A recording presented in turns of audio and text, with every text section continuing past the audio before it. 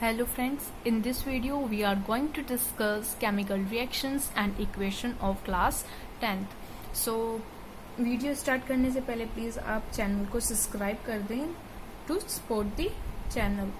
तो time waste नहीं करते तो जल्दी से हम स्टार्ट करते हैं डैट केमिकल रिएक्शन क्या होता है और फर्दर इनके क्या टाइप होते हैं, तो इन चीज़ों को हम डिस्कस करते हैं। ठीक है, तो केमिकल रिएक्शन, जो केमिकल रिएक्शन होती है वो क्या होती है। सी यहाँ पर मैंने डेफिनेशन लिखी है, the process in which a chemical substance transform into new chemical substance is known as chemical reaction. एक केमिकल सब्सटेंस, यहाँ पर एक हमारे पास केमिकल सब्सटेंस है, वो ट्रांसफॉर्म हो रहा है एक दूसरे सब्सटेंस में, तो इसी को हम केमिकल रिएक्शंस कहते हैं। अब केमिकल रिएक्शन हो रही है कि नहीं हो रही हमें कैसे पता चलता है, तो उसके लिए हम कुछ फैक्टर्स देखते हैं। जो फर्स्ट फैक्टर है that is change in state. उसके स्टेट में क्या चेंज आया है, मतलब वो सॉलिड है, लिक्विड है, या फिर गैशियस फॉर्म में है, सॉलिड से लिक्विड चेंज हुआ है, गैशियस से सॉलिड चेंज हुआ है, तो हम वो चीजें देखते हैं। जो सेकंड चीज होती है that is change in colour. उसके कलर में क्या चेंज आया है। और जो थर्ड है that is evolution of gases. Evolution of gases, उसके इवोल्यूशन ऑफ गैसेस में देखते हैं दैट क्या चेंज आया है, क्या चेंज नहीं हुआ। एंड जो लास्ट फैक्टर है that is change in temperature. Change in temperature, तो इन फैक्टर से हमें ये पता चलता है दैट एक केमिकल रिएक्शन जो है उसने वो हुई है कि नहीं हुई। ठीक है, तो आगे हम इसके आगे टाइप डिस्कस करते हैं दैट केमिकल रिएक्शन जो होती हैं वो बेसिकली हम इसमें 5 टाइप इसमें डिस्कस करते हैं। 5 टाइप डिस्कस करते हैं, तो हम जल्दी से हेडिंग डाल देते हैं टाइप ऑफ केमिकल रिएक्शन। यहाँ पे मैं शॉर्ट फॉर्म में लिख देती हूँ जल्दी से। तो जो फर्स्ट टाइप है that is combination reaction. See combination, कुछ वर्ड से भी हम आइडिया लगा सकते हैं। कॉम्बिनेशन रिएक्शन कुछ कंबाइंड हो रहा होगा। Second that is decomposition. That is decomposition reaction. Decomposition reaction. और जो थर्ड है that is displacement reaction. Displacement reaction. जो फोर्थ है that is double displacement reaction. Double displacement reaction. इनके वर्ड से भी हमें कुछ आइडिया मिल रहा है दैट क्या हो रहा होगा इनमें। ठीक है, जो फिफ्थ है that is redox. Redox reaction. जैसे हम पहले दैट इज कॉम्बिनेशन रिएक्शन, जैसे मैं कह रही थी कि दैट हमें इनके वर्ड से भी थोड़ा आइडिया मिलेगा। तो कॉम्बिनेशन रिएक्शन में क्या होगा कि इसमें जो सब रिएक्टेंट होगा वो कंबाइंड होगा, मतलब कि दो रिएक्टेंट या फिर दो रिएक्टेंट हो सकते हैं, 3 हो सकते हैं, ये कंबाइंड कर एक सिंगल प्रोडक्ट फॉर्म करेंगे। एंड अगर हम डीकम्पोजिशन की बात करें तो एक सिंगल रिएक्टेंट जो होगा वो ब्रेक डाउन होगा सिंपलर प्रोडक्ट्स में। अगर डिस्प्लेसमेंट रिएक्शन की बात करें तो कोई ना कोई एलिमेंट, अगर ये प्रोडक्ट है इसमें कोई एक एलिमेंट डिस्प्लेस हो जाएगा अदर एलिमेंट के साथ। अगर हम डबल डिस्प्लेसमेंट की रिएक्शन की बात करें तो इसमें हमारे पास दो होंगे कंपाउंड, उनमें मतलब कि 2 एलिमेंट एक दूसरे से डिस्प्लेस हो जाएंगे। अगर हम रिडॉक्स की बात करें, रेडॉक्स,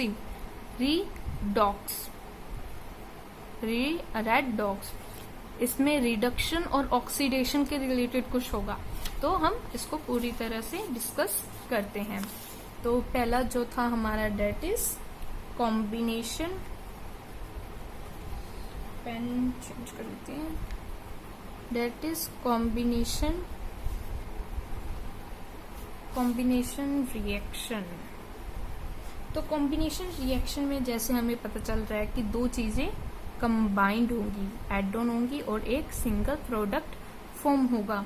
ठीक है, तो इसकी हम डेफिनेशन लिख लेते हैं, reaction in which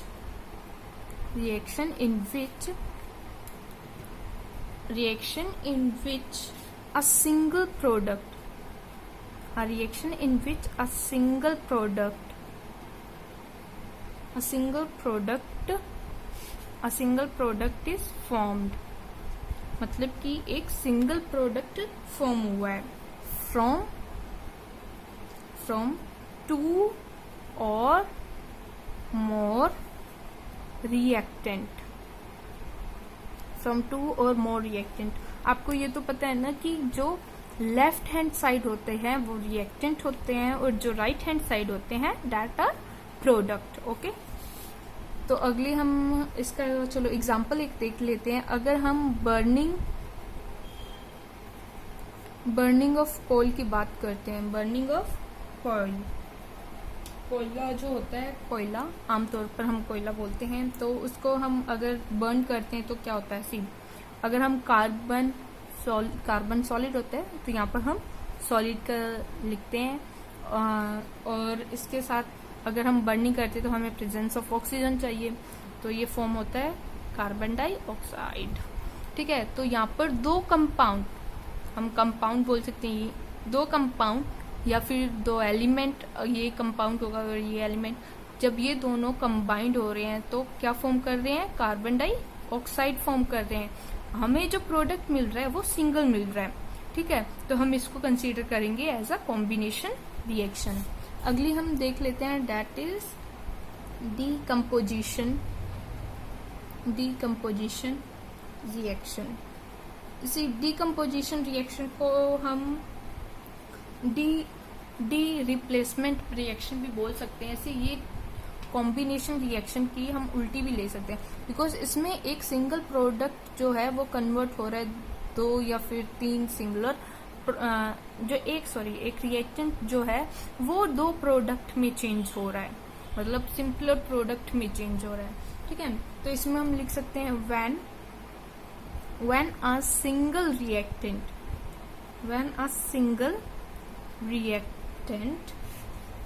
a single reactant break down to give simpler product,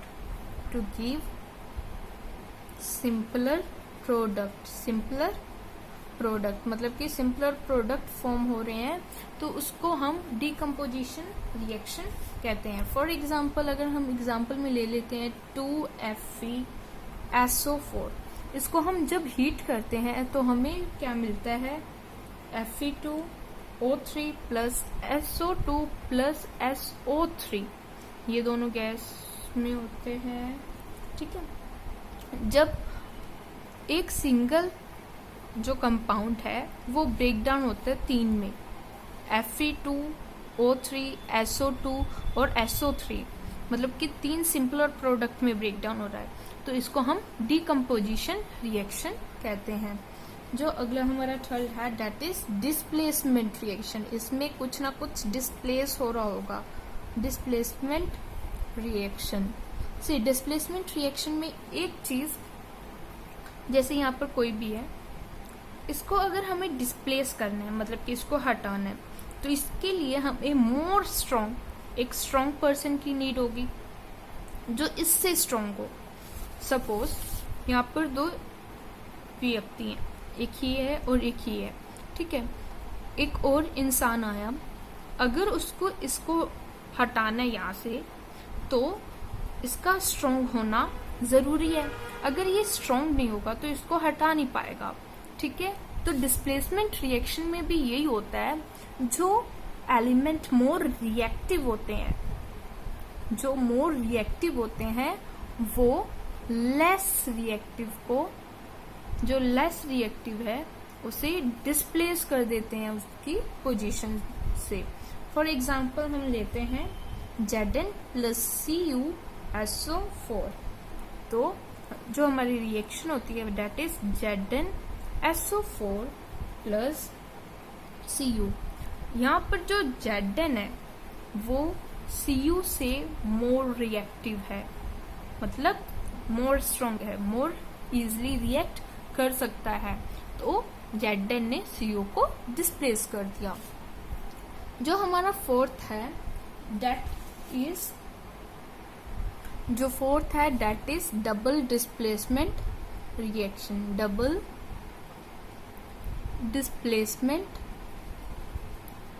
displacement reaction, इसमें क्या होगा, सी डिस्प्लेसमेंट रिएक्शन में तो एक एलिमेंट जो स्ट्रॉन्ग है या फिर मोर रिएक्टिव है तो वो डिस्प्लेस कर दे रहा है। तो डबल डिस्प्लेसमेंट रिएक्शन में क्या होता है, इन दिस रिएक्शन इस रिएक्शन में क्या होता है कि दो कंपाउंड वेयर टू कंपाउंड, इसमें दो कंपाउंड जो होते हैं रिएक्ट, इसमें दो कंपाउंड रिएक्ट करेंगे क्योंकि ये डबल डिस्प्लेसमेंट है तो हमें रिएक्टेंट कंपाउंड भी दो ही चाहिए। And the positive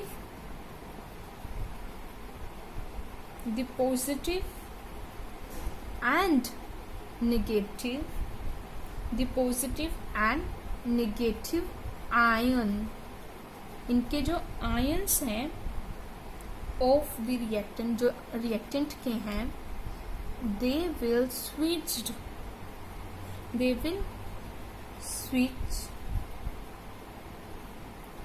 their places, ठीक है, forming two new compounds या फिर हम प्रोडक्ट बोल सकते हैं। मतलब कि उनके आयन स्विच्ड हो जाएंगे और न्यू दो प्रोडक्ट मिल जाएंगे। अगर हम एग्जाम्पल देख लेते हैं, एग्जाम्पल से हमें बेटर समझ में आएगा। अगर हमारे पास एक कंपाउंड जो है that is Na2SO4 and second जो है दैट इज BaCl2, ये पॉजिटिव ये निगेटिव, ये पॉजिटिव ये निगेटिव, ठीक है।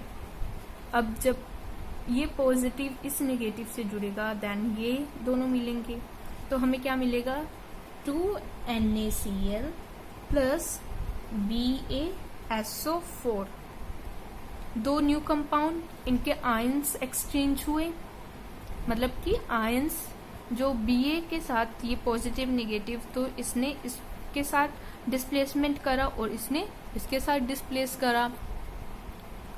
Na ने Ba को डिस्प्लेस करा एंड SO4 ने Cl2 को डिस्प्लेस करा, तो ये डबल डिस्प्लेसमेंट रिएक्शन हुई और हमें ये दो न्यू प्रोडक्ट मिल गए। अगली जो हमारी रिएक्शन है, जो फिफ्थ जो है दैट इज रीडॉक्स रिएक्शन। सी इनके हम नाम से भी इजिली आइडेंटिफाई कर रहे हैं कि इनमें एक्चुअल में हो क्या रहा है, ठीक है। अब जैसे रिडॉक्स रिएक्शन है तो इस रिएक्शन में क्या हो रहा है, रिडक्शन हो रहा है क्योंकि रिडॉक्स, ठीक है। ऑक्सीडेशन भी हो रहा है, रिडक्शन भी हो रहा है, ऑक्सीडेशन भी हो रहा है। मतलब कि एक ऐसी रिएक्शन जिसमें रिडक्शन और ऑक्सीडेशन एक ही टाइम पर simultaneously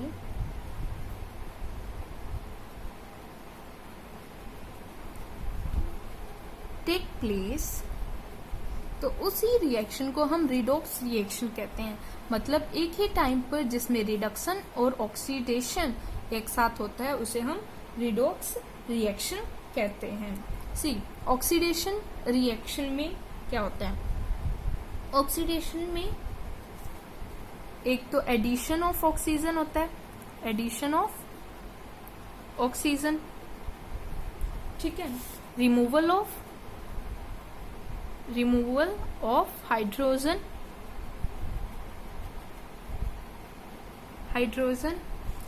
and lose of electron. जो रिडक्शन ऑक्सीडेशन रिएक्शन में इलेक्ट्रॉन वो लूज करते हैं, और रिडक्शन रिएक्शन में एकदम इसका उल्टा होता है। इसमें एडिशन ऑफ हाइड्रोजन होता है, addition of hydrogen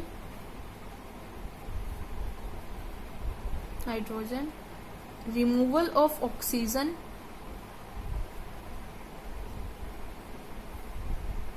and gain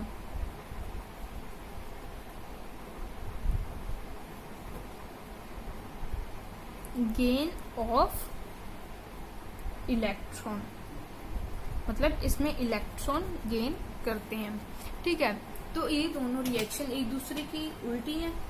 तो अब ये जब एक साथ होंगी तो इसको हम एक एग्जाम्पल के साथ देखते हैं। अगर हमारे पास एक प्रोडक्ट है CuO रिएक्टेंट है और H2, तो हमारे क्या प्रोडक्ट होंगे। प्रोडक्ट के बेसिस पर हम ये डिस्कस करेंगे दैट इसमें रिडक्शन हो रहा है या फिर ऑक्सीडेशन हो रहा है या फिर दोनों हो रहे हैं। तो हमारा जो प्रोडक्ट होता है that is H2O plus CO। ठीक है, ऑक्सीजन यहाँ से हटकर इसके साथ लग गया एंड वाटर और Cu हमें मिल गया है। ठीक है, अगर हम इस रिएक्शन को देखें, जो CuO Cu में कन्वर्ट हो रहा है, यहाँ पर क्या हो रहा है, रिमूवल ऑफ ऑक्सीजन, यहाँ से ऑक्सीजन रिमूव हो जा रही है, तो इसको हम रिडक्शन कह सकते हैं। अगर हम इस चीज की बात करें तो H2 के साथ ऑक्सीजन एड ऑन हो जा रही है, एडिशन ऑफ ऑक्सीजन मतलब ऑक्सीडेशन। तो इस रिएक्शन में ऑक्सीडेशन और रिडक्शन एट अ टाइम एक साथ हो रहे हैं, तो इसी रिएक्शन को हम रिडॉक्स रिएक्शन कहते हैं। Thank you for watching me till now. I hope that आप सबको ये समझ में आ गया होगा एंड अगली वीडियो मैं बैलेंसिंग बना दूंगी, तो please subscribe the channel to support the channel. Thank you.